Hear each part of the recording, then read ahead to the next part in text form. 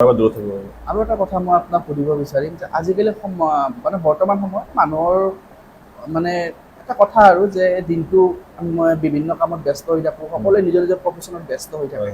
কিন্তু তেওঁলোকে কয় যে আৰু শৰীৰটোক তাৰ মাজতে কেনেকৈ সময় দিম, যিহেতু ইমান ব্যস্ততাপূৰ্ণ কাম এটা কৰি থাকোঁ।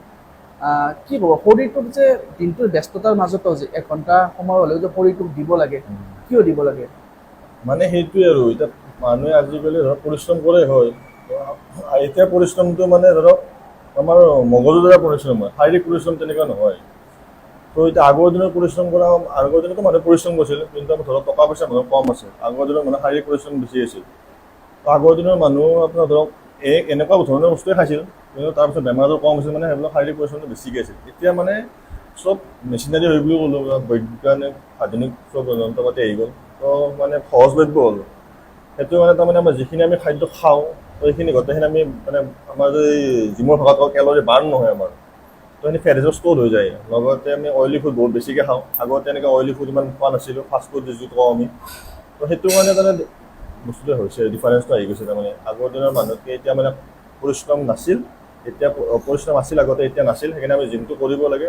আৰু সময় যোনটো কৈছে, মানে যদি আপুনি বিচাৰে, যদি নিজৰ কাৰণে 1 ঘণ্টা নহ'লে 45 মিনিট যদি দিব পাৰে আৰু মই ভাবোঁ। কাৰণ মই এনেকুৱা মানুহ পাই আছোঁ, তো ৰাতিপুৱা যিবিলাক মানুহ ধৰক 7টাতে ওলাই যায়, ৰাতি 9টাত আহে, সেইসকল মানুহ ৰাতিপুৱা 5টা 5:30 আহি কিনে আধা ঘণ্টা 40 মিনিট নিজৰ সময়ত দি কিনে মিলাই আছে।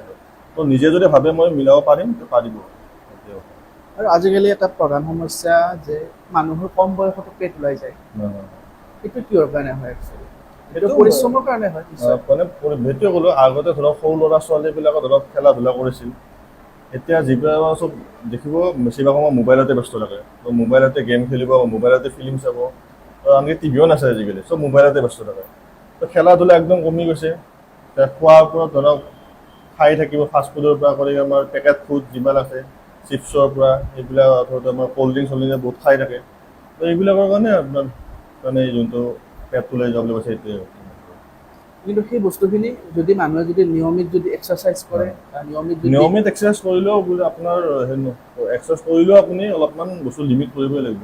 মানে আপুনি যিটো খাই আছে, ধৰক এতিয়া আমি যদি কওঁ, মানে ভাতো খালে আপুনি, তাৰপিছত আপুনি চাওমিনো খালে, আপুনি গধূলি ওলাই গ'ল, আপুনি এইবিলাক ৰোলৰ পৰা আদি কৰি বাৰ্গাৰ, চিকেন বাৰ্গাৰ, তাৰপিছত আপুনি এইবিলাক যে খায়, তো এইবিলাক খালে আপোনাৰ খোৱাৰ পৰতে এটা ধৰণৰ বস্তুৱে আপুনি খাইছে। গোটেইবিলাক বস্তু আমি চাব, যদি জিমৰ ভাষাত যদি ক'ব যাওঁ, আমি গোটেই আপুনি কাৰ্বছে খাইছে।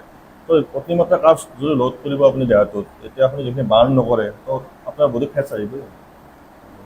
এতিয়া আমি জিমৰ মাজত আমি কওঁ, আমি যদি খাওঁ, আমাৰ যিটো ডাইট থাকে বুলি কওঁ, তাতে আমাৰ কাৰ্বছো থাকে, ফেটছো থাকে, প্ৰটিনো থাকে, বা ভিটামিন মিনাৰেলছ এইবিলাকো থাকে। তো গোটেইখিনি আমি বেলেঞ্চ কৰি কিনে খাওঁ। তেতিয়া আমাৰ তাৰমানে ধৰক পেটটো নোলায়, বা আপোনাৰ ফেটছ ষ্ট'ৰ নহয় বডিটো, বা বেমাৰ আজাৰো তেনেকৈ খুব কম হয়। এনেকৈ নহয় বুলিয়ে ক'ব পাৰি ধৰক, এনেকুৱা। মানে ধৰক আপোনাৰ বেমাৰ আজাৰে হওক বা মানুহৰ দেহৰ ৱেটে হওক, মানে গোটেইখিনি বস্তু নিৰ্ভৰ কৰে মানুহৰ মানে খাদ্যৰ ওপৰত। খাদ্যটো কি খাদ্য খাই আছে হয়, খাদ্যটোৱে মেইন। খাদ্যৰ পৰাই আমাৰ গোটেইখিনি হয়।